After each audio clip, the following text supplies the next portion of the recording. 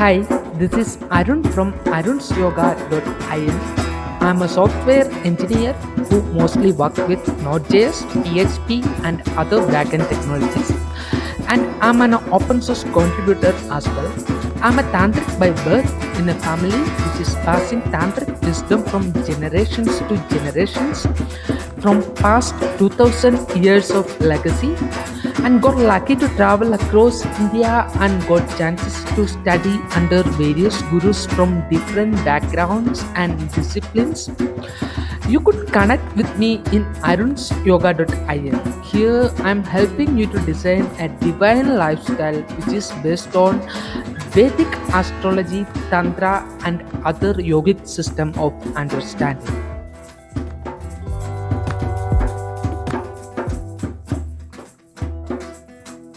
Hello and welcome to another episode of Iron's Yoga podcast. Today we are having a guest. Her name is Brenda. Brenda Asterino lives on Lopez Island, Washington. She works as a private and public educator for nearly 25 years. When life was forever changed by a car accident, her education include an AA in Humanities, BS in Biology, and MA in Education, along with many years of training in parapsychology, energy work, and body work. Her latest book is titled Pathways Walking Through Creation. Its ISBN is 9781736535844, can be bought from different platforms. In today's podcast, we are not going to discuss about her chart. However, rather we are discussing about her poetry. Even she is singing one for us. Her vision about new world, her love towards India and spirituality. You could connect with her using this email ID BRENASTER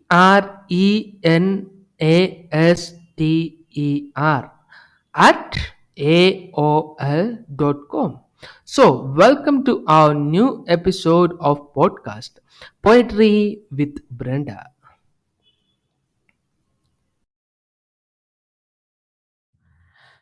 So yeah, hi. We have a guest. She's a writer and a spiritual wizard. So now let's talk to Brenda regarding what is her views about the all the spiritual sciences and stuffs like that. And Brenda, you are saying that you have a very good dream about India. What is that making India is so seductive for you? Like, Um, I don't know if I've had a past life in India. I wouldn't be surprised if there weren't many. I'm always happy to read or see anything I can about India, the traditions, the history. I just, it's, it seems the country seems vibrant to me.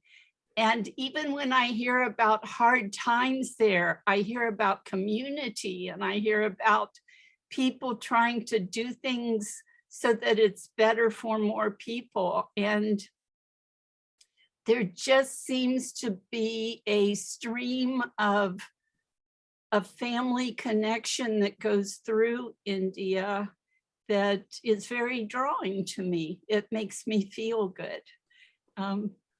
have you got any chance to come to India? Like, No, and I'm probably too old now to make a long trip like that. And with COVID and everything, I don't know if I will make it, but um, it would certainly be a desire for something to do. Maybe I'll come back as someone from India. I don't know, but I think it's an important beginning of the world culture. And I think that people don't understand how far back the history of India goes and how much we all could learn culturally and probably Well, certainly spiritually, but maybe also scientifically.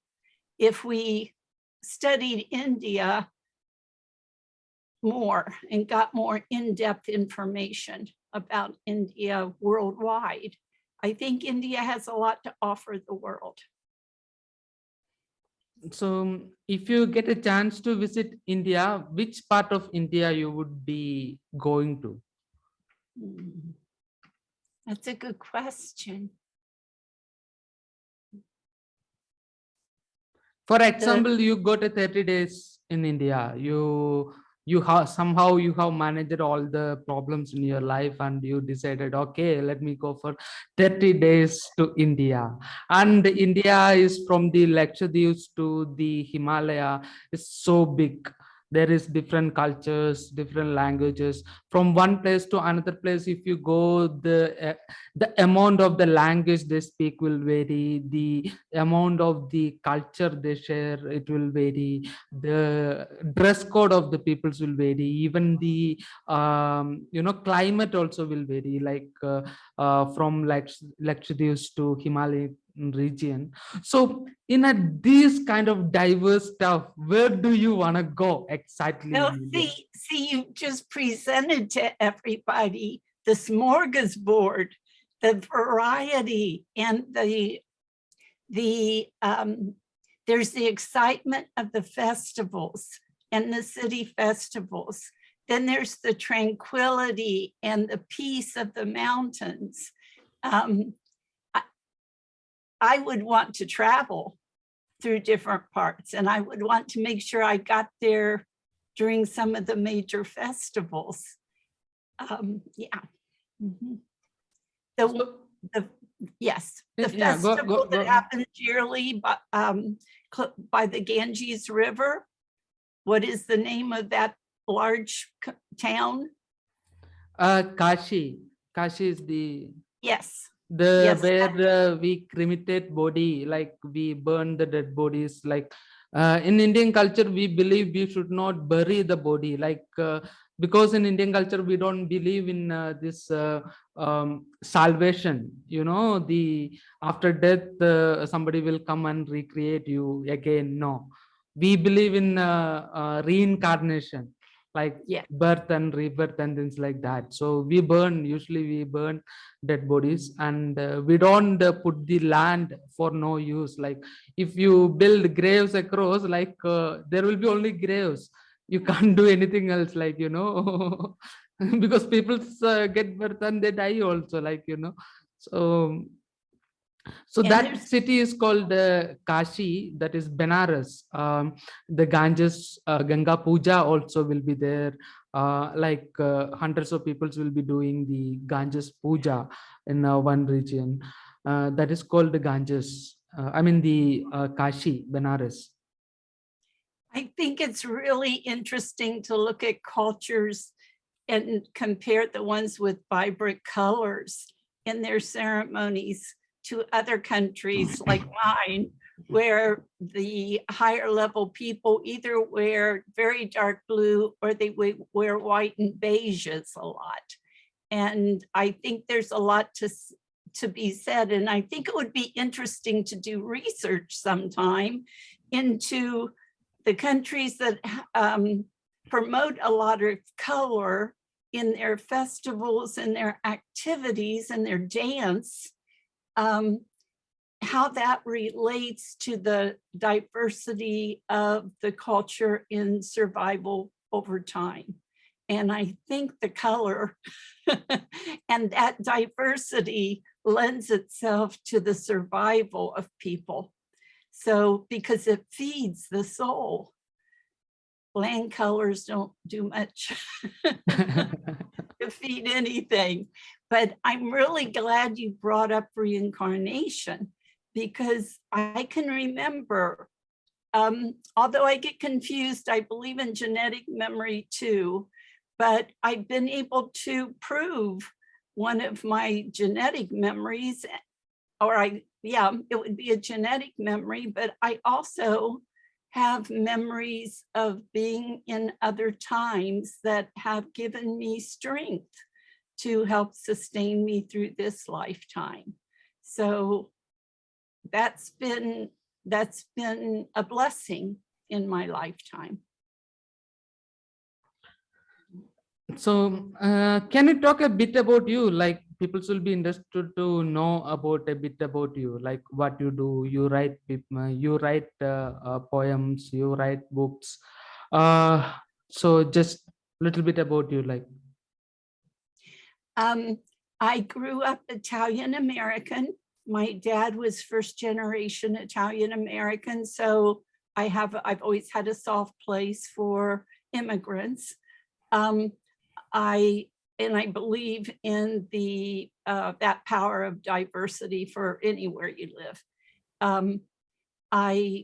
My parents divorced when I was young, so when I was growing up, I was born in 47.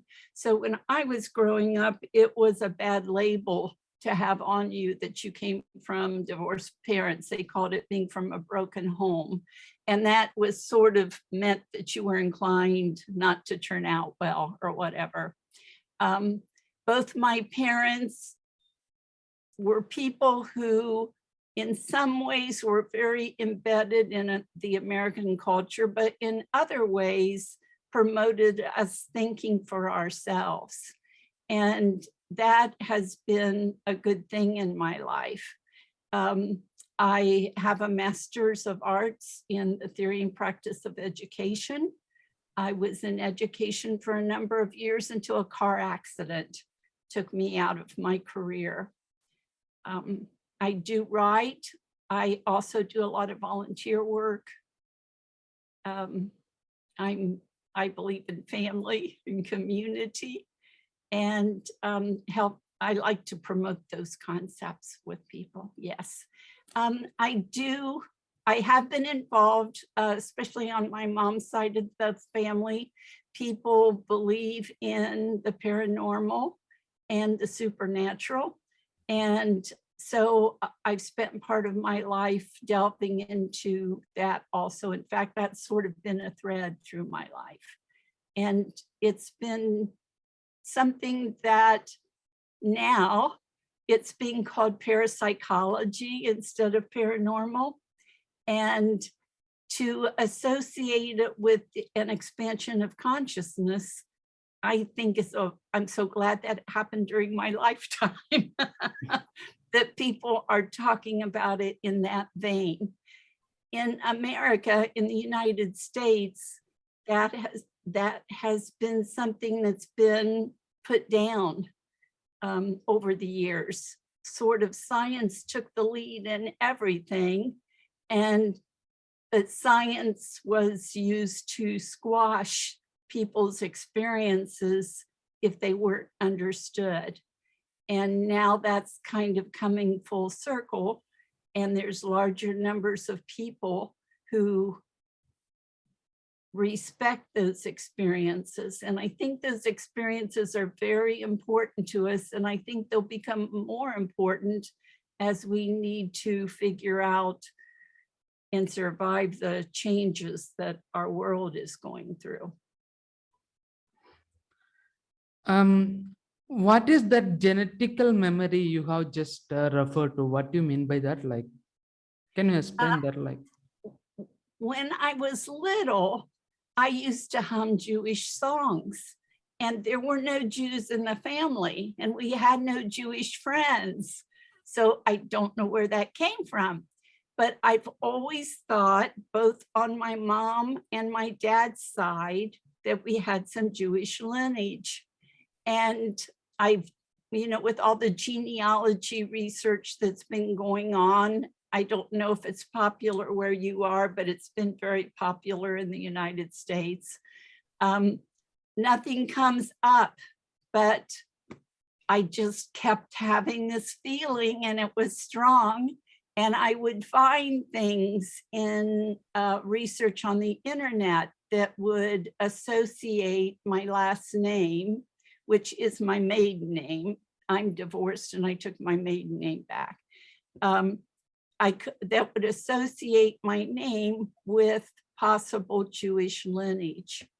So just recently, because of the DNA tests, I was put in contact with a distant cousin, and she told me about a Rabbi Barbara in Calabria, Italy, which Calabria is where my relatives come from, my Italian relatives.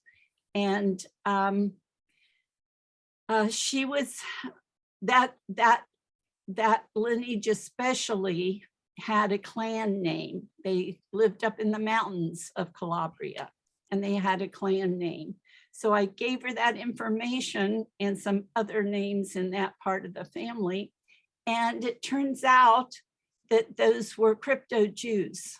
They were the Jews who, in escaping the Inquisition, they hid in the mountains of Italy, and that group, that one family, the Asterino family, a large number of them stayed up in the mountains, even up through now. And so there is Jewish in my family, and I'm exploring it on my mom's side now. Yeah, that was one that we were able to prove. And growing up, I always had a love of France too. And I always felt a strong connection there. And I've had, you want to call them daydreams or whatever you want to call them, that I had a sense of having been there before. And it turned out from my cousin's father's research on my mother's side that I do have French lineage also. And it's interesting because a lot of the ones that I remember are about survival. It's about people who were persecuted and the survival of people through really hard times. And I kind of think that's a good thing for me to be remembering those right now, because the world's kind of in a place where we have to be strong. We have to be peaceful warriors, I think, so that our children and our grandchildren can keep going on, not to fight, but to survive. Yeah. So did you had any kind of paranormal experiences which you could remember and you could share, like? Sure. So during my divorce, it was a bad divorce. It was ugly. And this All was the divorce is ugly, like. many years ago. Yeah. Okay. Yeah. Many years ago. And I started doing meditation to help me be more relaxed and deal with the stress. It was a spiritualist church where I went to learn the meditation. And they do the blue light, and I've always easily gone into visualizations and stuff during meditation, getting messages, whatever you want to call it. And it was also during the time when nuclear war was being threatened in the world. So this was a few years ago. I was sitting in a dark room with a few people, and we were being silent. I started seeing that I was in another room with a round floor, and I could see that the walls of the room kind of leaned in as they went up, and there was a small circle at the top of the room. And I was saying little prayers with it, and I thought, oh no, I'm inside of a bullet. And I thought, does this have to do with the threat of nuclear war? And I started getting scared, and then I calmed myself down, and I started seeing the room expand. The walls of the room were going out. The little circle at the top was lifting up, and everything turned pastel colors. And the circle at the top became a face. It was sort of looking at a stained glass window, only it was becoming alive. And then I realized that the walls were not walls, they were wings. And I felt love, and I felt it down all through my body, down like to a cellular level. And I realized that I had been inside the embrace, a hug of an angel. So I felt protected then. Mhm. Yeah. I've had a number of those kinds of experiences. Yeah. So, do you believe angels exist? I'm sorry. Do you believe angels exist? I'm going to say yes. I believe that I don't know that we all define angels the same way, but yes, I believe they exist. And over time, well, can I tell you another little story? Yeah. Okay. So I was in a bad car accident a few years ago that took me out of my career. My art, I'd always been a decent at art. I could draw, I could paint, and I did that a lot as a growing up child. All that went away after my brain injury. I couldn't do the detail work or the control of the pen or pencil anymore. So I thought, I'm going to go get some art lessons and try to get some of this back. And he had me do what's called subconscious painting. And you keep your eyes closed, and you have a sponge, and you have like 3 colors of paint in a bowl. And you go back and forth between dipping your sponge in and putting it on the canvas, but you're blindfolded. And you do that for 20 minutes, but you keep yourself focused on one thing. So I was thinking angels. And after 20 minutes, which was hard to do after a brain injury, but I did it. After 20 minutes, it was a cherubim. That was what was on the canvas. And it scared me. I wasn't ready for it to come out so strong, I guess. So I didn't do anything with it for a few years. And then I went back and started doing it again. And I said prayers to Saint Michael to keep myself focused, and did it.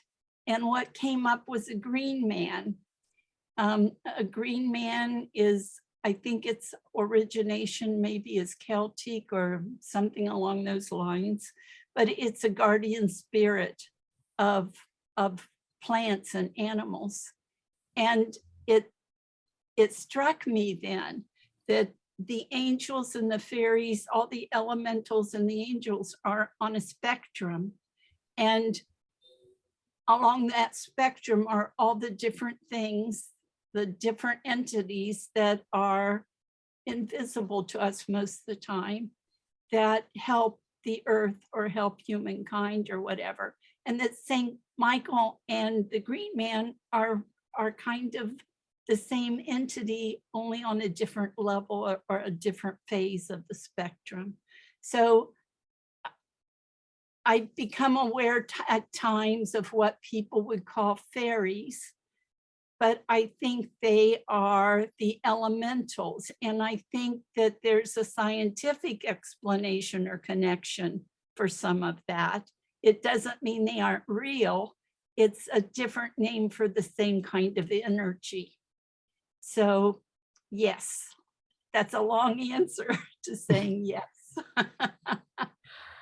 So let's come to your book, the writings you have done. Like, How many books did you write so far? Um, this the last one is my fourth one, but I think it's the only one in print right now. Mm-hmm. Pathways Walking Through Creation. Um, it's a collection of 90 poems, and the poems extend over my lifetime. They start about 1954 when I was in elementary school. So I have a couple in there, 2 or 3 from when whatever I could find that I still had from elementary school, and go up through 2021. And I've been an activist of different sorts. So there's some things about social issues in there, environmental issues. I don't write like Walton's Pond too much, although in a way I like to write about, I think everything is connected, and internally as well as externally, I think there's lots of proof for that. So I like to write about how we're very much like an ocean that's inside of us. We're walking around with the ocean inside of us. And so I like to write nice things, but I also write about real issues that are kind of hard sometimes for people to hear about, but they're real issues that we need to see. Here in the United States, we kind of pretend that there's a lot of things and we make them invisible. That way we don't have to deal with them.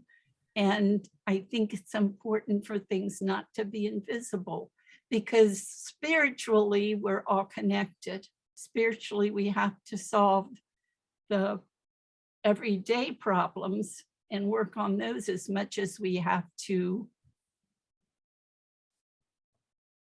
be connected to the larger things. I'm not for sure we can be connected to the larger universe or to the larger existence of everything if we're not also trying to connect to the everyday things that we deal with every day, you know?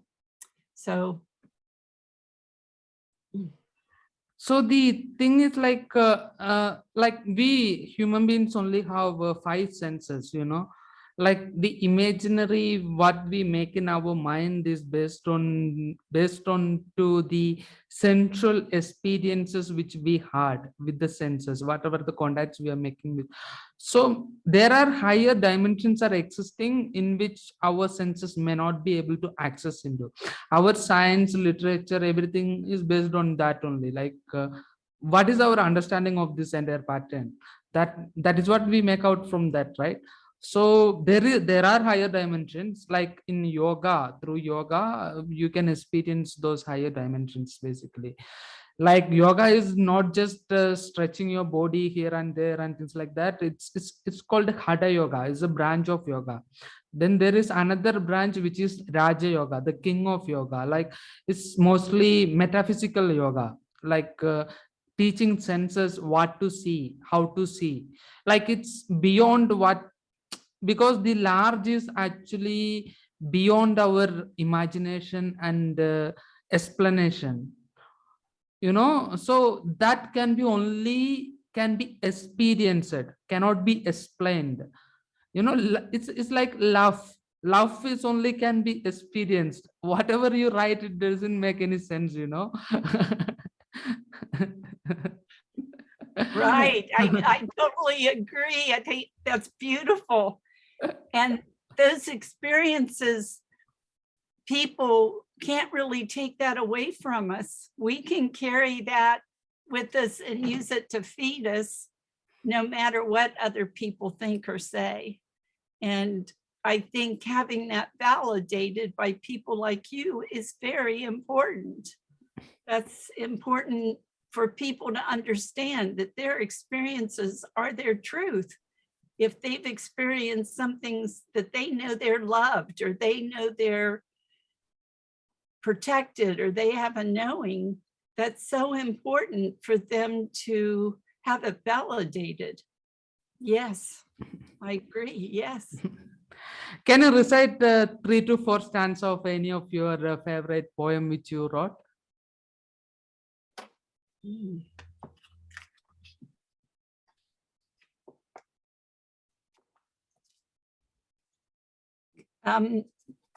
Can I read one that's a page? Is that okay?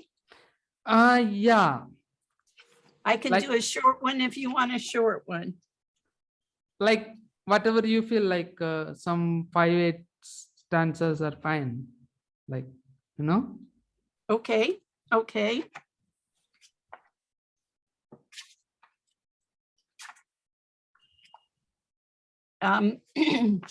Okay, this is one of those that we can't really understand it, but this was my attempt to express it. Musings on the macrocosm. From the darkness of not nothing, full of itself circling, pierced through by the light, sparking motion with notion, looking back on not nothing, drawn through itself to the dawn of now.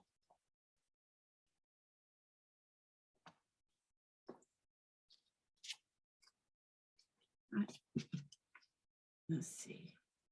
I have one on fear, because I think fear is the thing that most of us need to work on.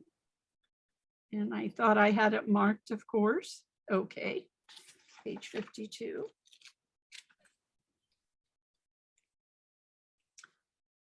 We tend to get carried away by things in our culture, I think, that put us on the wrong path.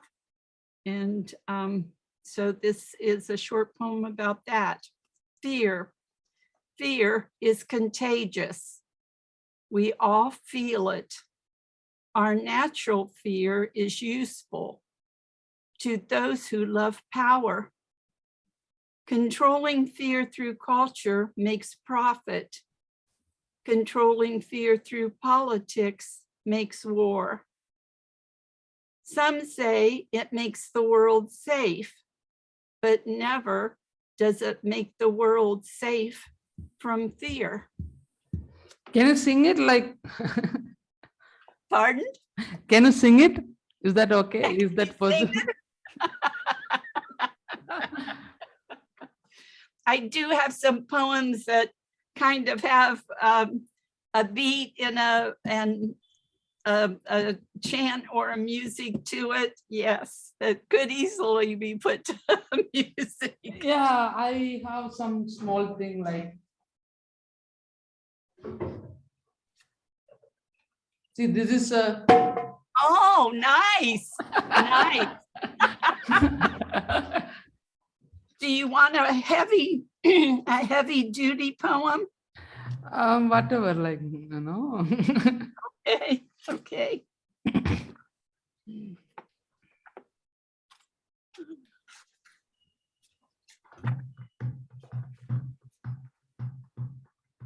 Oh, go ahead. Play the drum.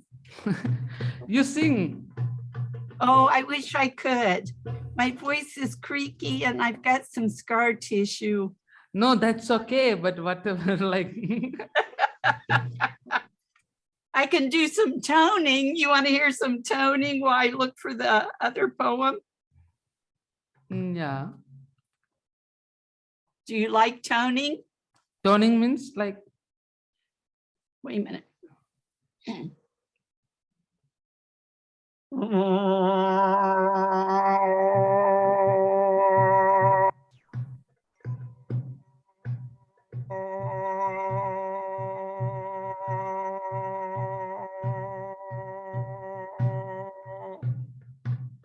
That's toning.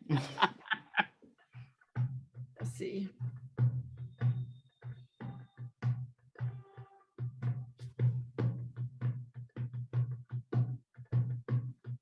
Oh, that's nice.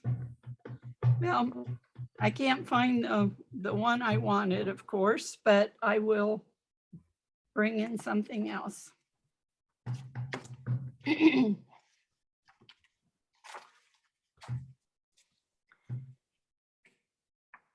I live on an island in the Pacific Ocean that used to be occupied by indigenous people. And the indigenous people were forced off of the island. Mhm. And walking through parts of the island, I often hear some of the drumming. You know what I mean? And yeah, yes. Drumming is like heartbeats, like the Anglo Indians, like there was Red Indians was there in US.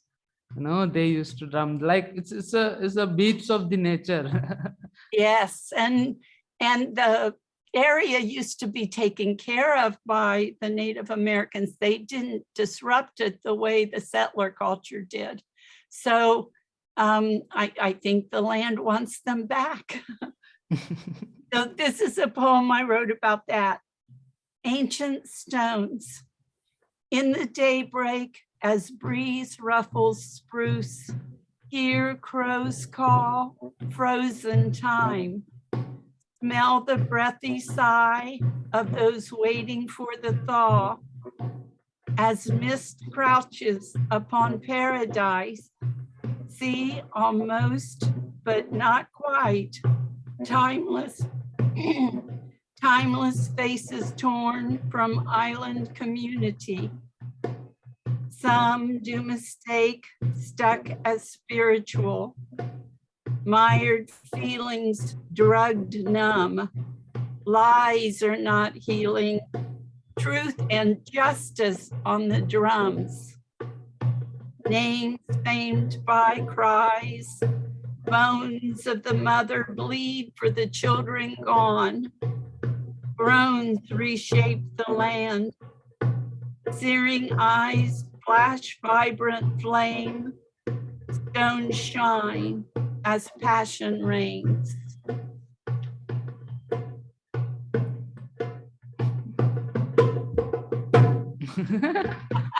That's great. I love it. That's wonderful. So where did people can buy your poems? Amazon, Barnes and Noble, Mhm. Village Books. I'm not for sure you have Village Books there, but you have the Amazon, I'm sure. Yeah. So Amazon is every place, and it's good and bad. Yeah, yeah. There's some old love poems and love lost, and then there's also more poems about spirituality, and the changes that we're going through, and how we keep seeming to lose. We keep seeming to lose ancient knowledge. And I think it comes around again because I think we all carry it with us. How can we not carry it with us if we're consciousness and if we're evolving to become more conscious? But it also is sad to me when I realize, especially as scientists explore and uncover more evidence of more cultures that have been here for thousands and thousands of years, and to realize all that knowledge or that awareness, even of that culture, is gone, it feels sad to me. But I do believe that we all carry it with us. We all know what truth is, and everybody has their piece of the truth. And when we're all together and we respect each other, then we've got the whole truth, because we each have a part of it, I think. So everybody's important, everybody is unique, and we need to be listening to everybody, I think.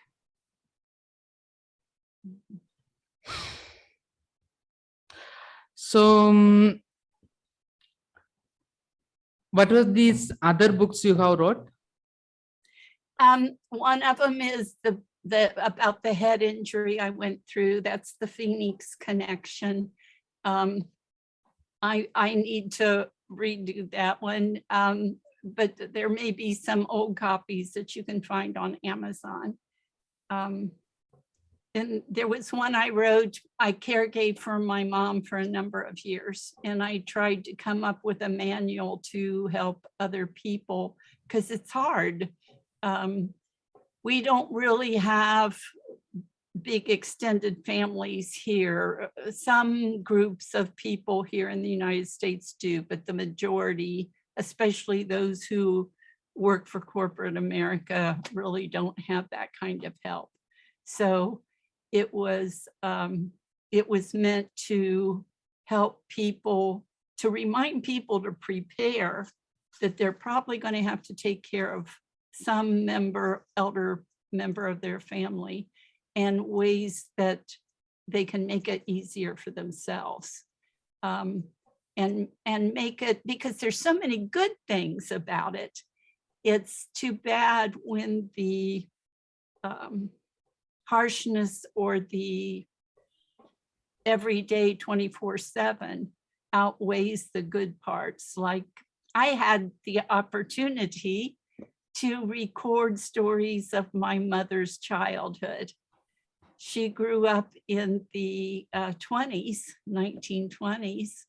And so my grandchildren can know what farm life was like here in the 1920s. And that a piece of fruit and one toy was a big deal at Christmas, and they didn't always have that. But they always had food because they lived on the farm, and they could always share that food with other people on the holidays. And those kinds of things I think are important as we move through times where it's likely we're going to have to completely change our lifestyles. So I think it's good to know. There were also songs that my mother sang that I could get the words down for, which reflected information of what life was like during World War II and what it was like as women made changes and went out of the home more and started working more and things like that. So there's a lot of richness. And it's so nice to be able to tell my grandson, well, that's interesting that you're interested in the violin because your Uncle Ross played the violin, or your great Uncle Ross played the violin, or you had a great aunt who did the similar thing that you want to do, had the same interests you had. So there's a richness in learning more about your relatives' backgrounds by being a caregiver and sharing things that wouldn't be shared because you'd be living in separate places. See, that is interesting actually, like looking at into the family structure, what is actually happening right now.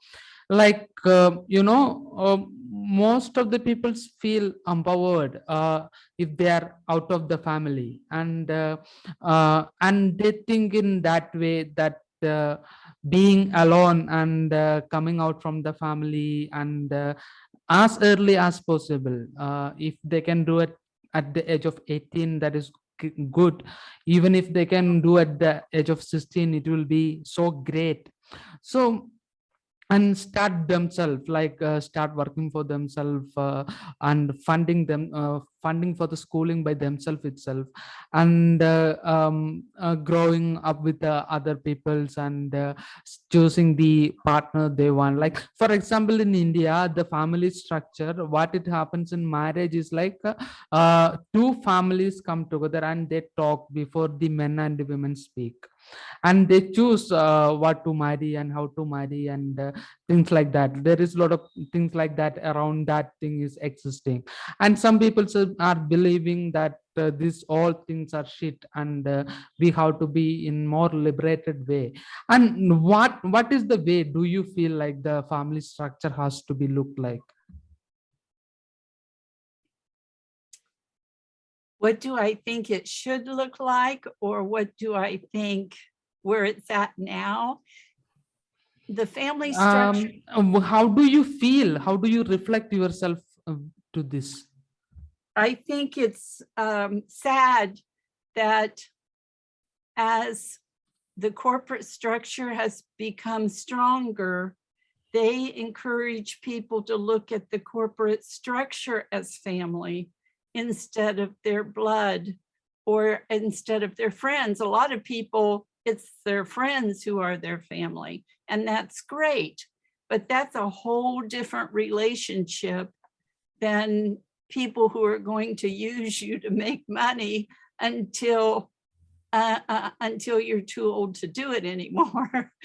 That's a whole different situation. And I think we've gotten away from family in a way that's damaging, not only to our culture, but to our souls and to our minds. The coming times, as climate change, etc., forces structures to change, we're going to have to go back to family. We're going to have to learn to have better and real relationships with people. We're going to have to value our children and everybody's children more, because we have to have clean water and we have to have decent nutritional food to eat.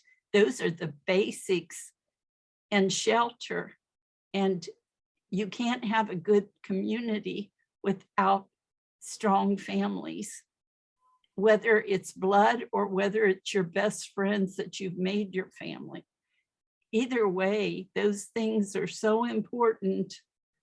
And if we can be working on figuring out those relationships now and how to build better relationships between people.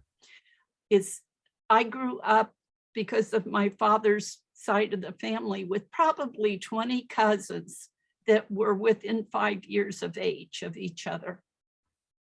They were my best friends growing up. With what has happened in our country politically over the last 10 years, probably longer, but it became more impacting on things like family, I'd say in the last 10, 12, 15 years. I have cousins that we hardly ever speak because the politics has caused such a divide between family members. We have to learn how to listen to each other and how to figure out why we each think that way, because this just didn't happen because they took some kind of a drug or something. This happened because they had some kind of an experience, some kind of a fear that made them want to think that way. So we have to talk this out. And I think there are groups here in the States who are forming to try to achieve that. What I see is that the people who are starting to see that we have to find some unity somehow are getting involved. Those people who need to hold on to there's good guys and bad guys, that they're not willing to start the discussions. But it's a step. It's a step. And maybe from that also we can heal families as well as culture. I think our culture has to change.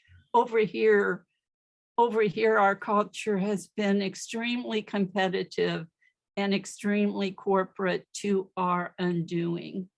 And what else can I say? we have to change.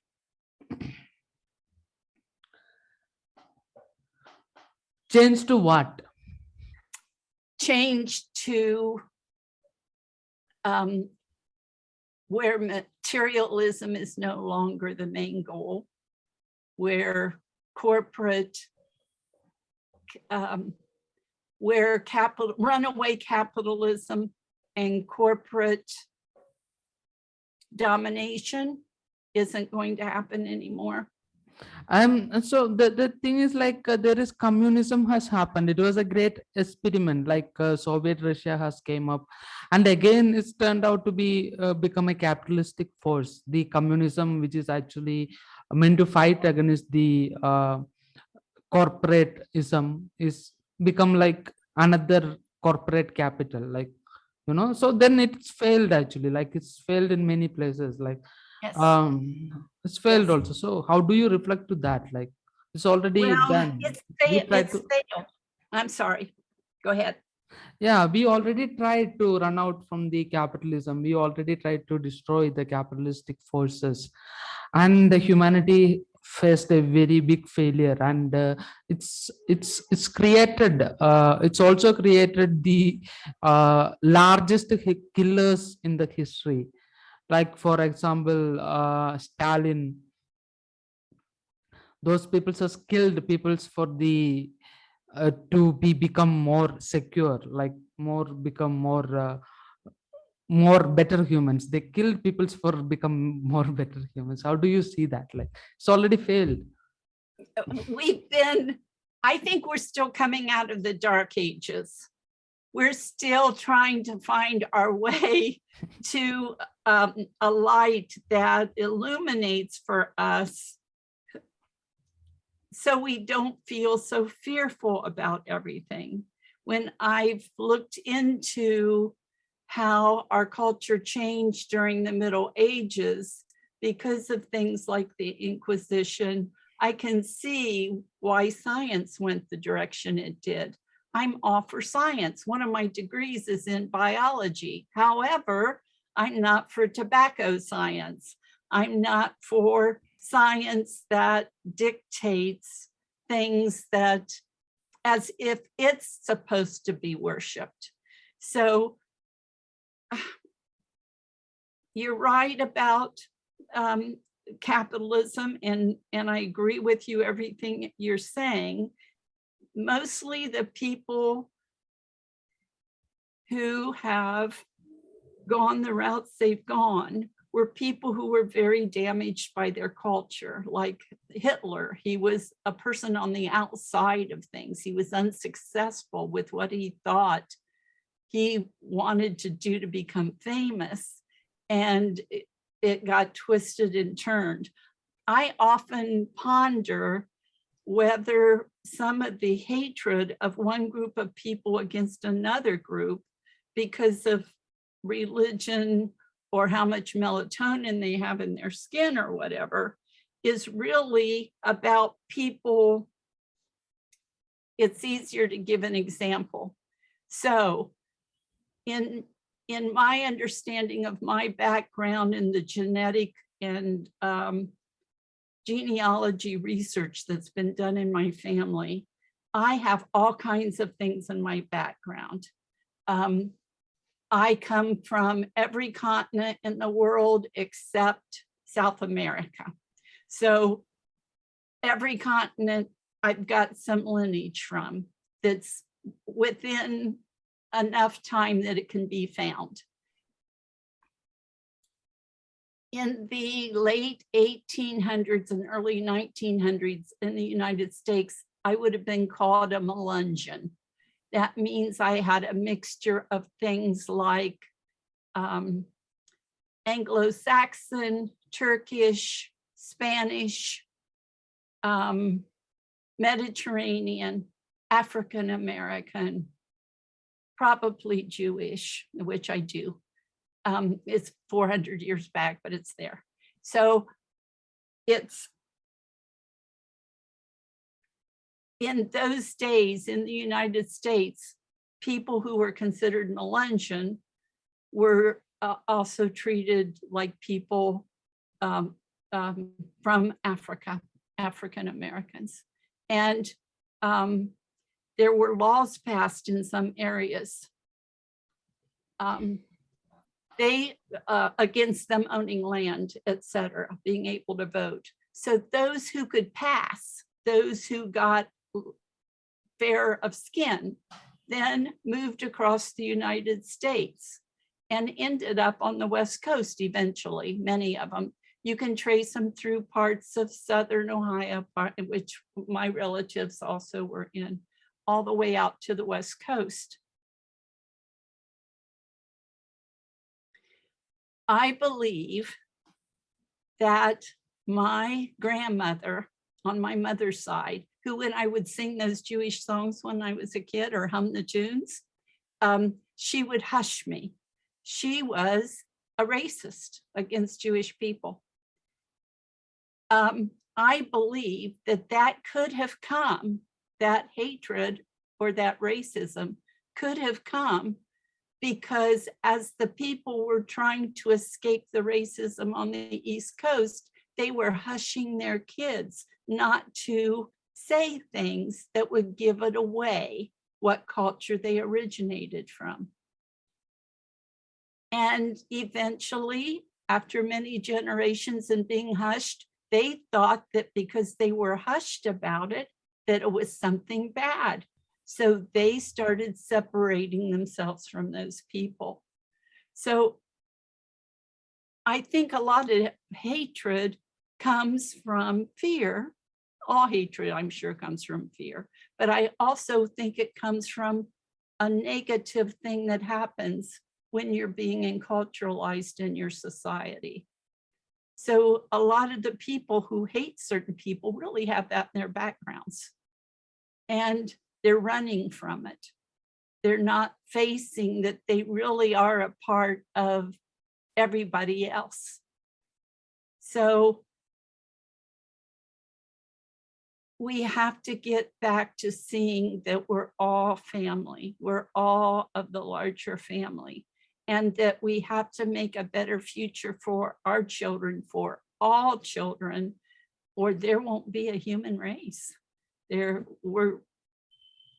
If spirit likes, we'll become something else with spirit to develop more from that modality. But we have to be worrying about decent food and clean water now. And we need to be planning for that. And I think it's great they're going to build better roads here. And I think it's great that they're going to make a better infrastructure. I hope it includes making sure that everybody on local levels knows how to get clean water or make the water they have clean enough to drink.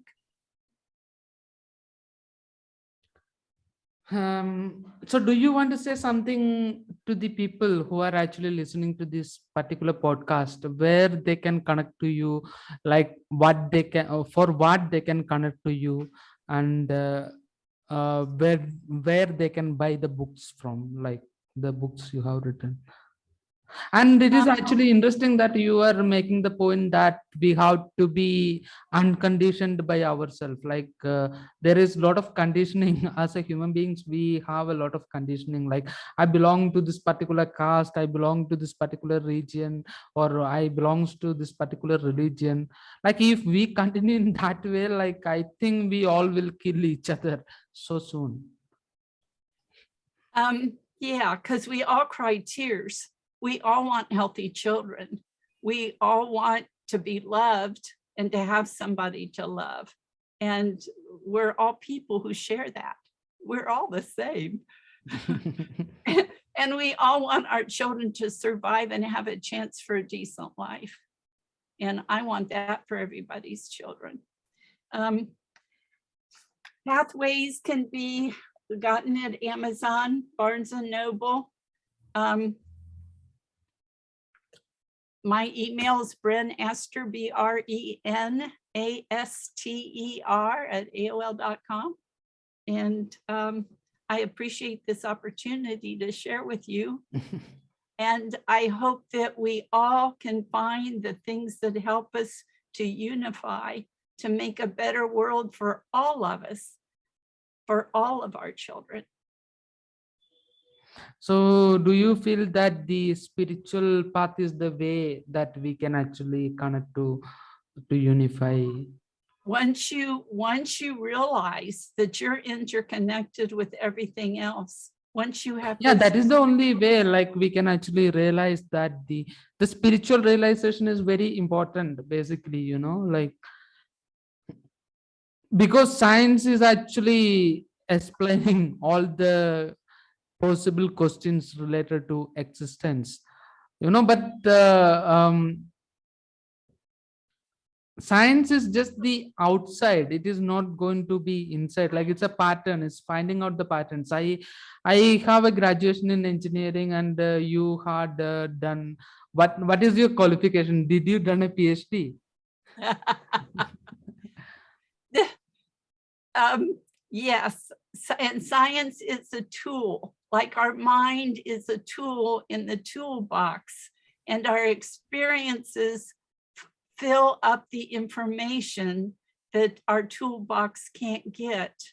And our heart, if we let our heart be the master, then we're going to use all those tools correctly. Did I answer your questions? There were a lot of questions there. Yeah, your presence itself is answering a lot of questions.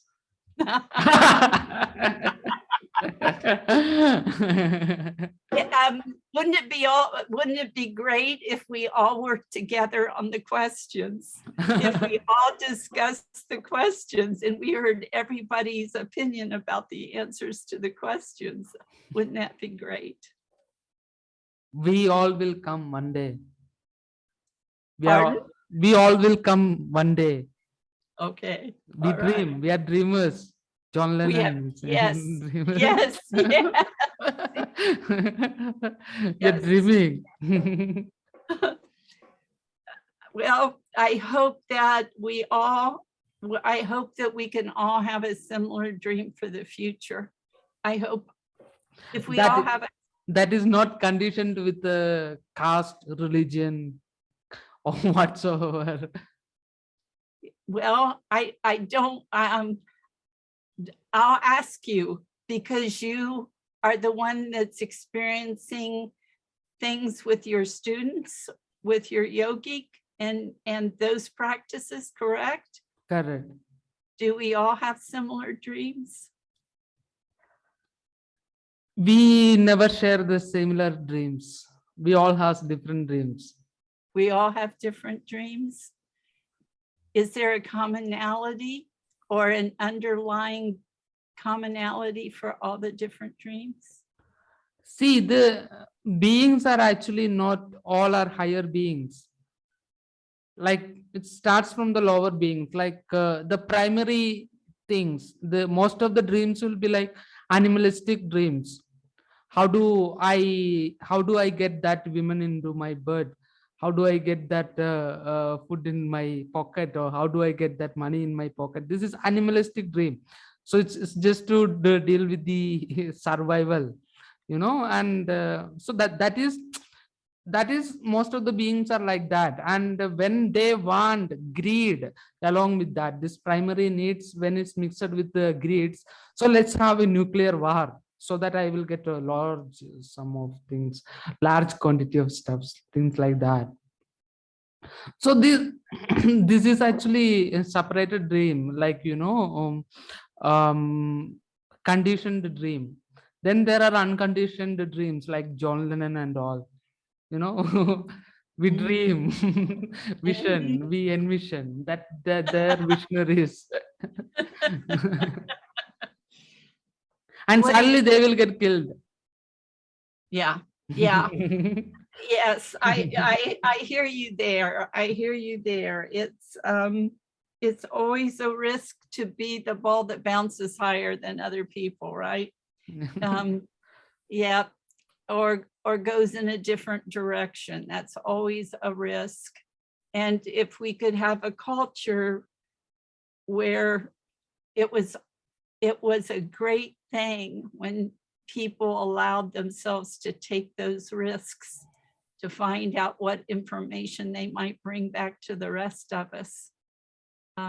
That would be, there have been times in the history of humankind in written historical time where there have been cultures that were open to different people's ideas and to discuss just different religions, to sit down and have discussions was a fine thing. And it was part of the culture to do that without fear. It was done in recognition that ideas were something to discuss and not something to be afraid of.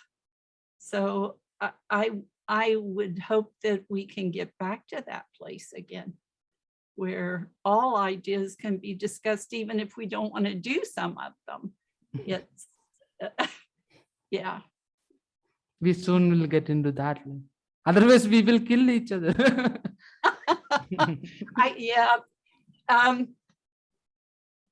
If that's the way we're going to go, it's just going to be a much harder world to survive. And it's time to make choices, I think, that if we can see what the outcomes of our behaviors are going to be. I mean, the guns are getting more, use of guns here is happening more and more. Recently, there was somebody that discharged one in an airport, and young people who think they need to take them out on the street to protect themselves. And it's, well, we've always had that, but it's been in the news more in different segments of our society. So if that's the choices we're going to make, then life's going to get much harder for all of us. People have to start making choices, I think, and how we can encourage that to happen is where the discussions come in. I hope. If we can have more discussions in schools where people learn more about the alternative histories that we're not told about usually as we're going through public school, that would be great too. Because we learn more about how the actions of different people in our country have affected groups like the indigenous, like slavery, like those kinds of issues.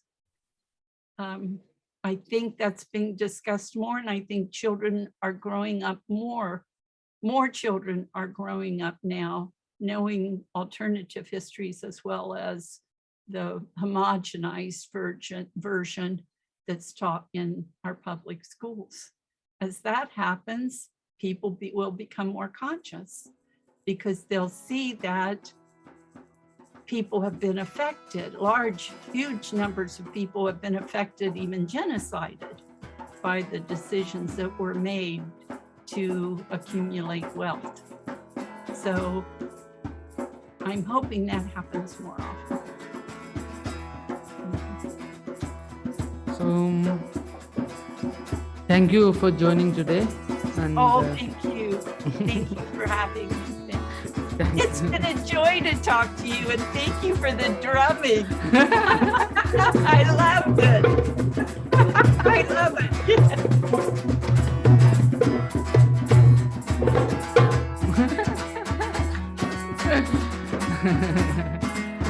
Okay then. Yeah. So do you have any website or anything that people can connect you? My email that I gave and Amazon book, Sidekick Press is the publisher, sidekick.com, and I can always be reached through the publisher too. Okay. Bye then. All right. Thank you.